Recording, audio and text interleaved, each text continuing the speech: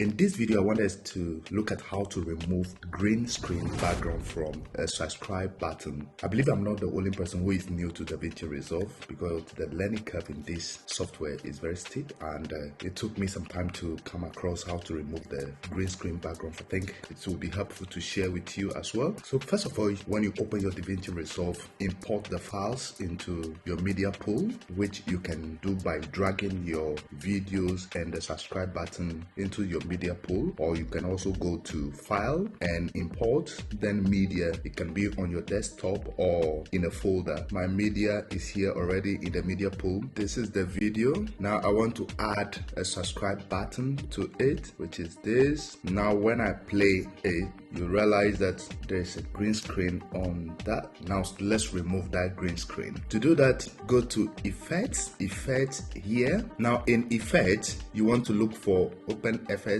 this one here. In OpenFS, look for 3D keyer. You can search for it here. When you get a 3D keyer, drag it and place it on where you want to remove the green screen. When you place it on it, select it, comes to this area where we have the square. Click on this button here, look for OpenFX overlay. So when you click on that, it should have FX in a circle. Now when you do that, comes to your right top corner and click on effects. And when you click on effect, we have 3 brushes here. You want to select the first one. When you select the first one, then come to this area, do as if you are trying to drag it.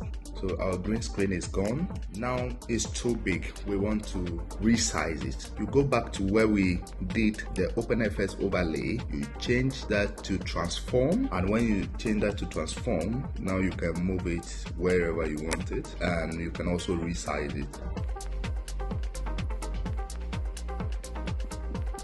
Put it anywhere you want it. Voila, it's done. If you enjoyed this video, give it a big like and subscribe. See you in the next video. Peace out.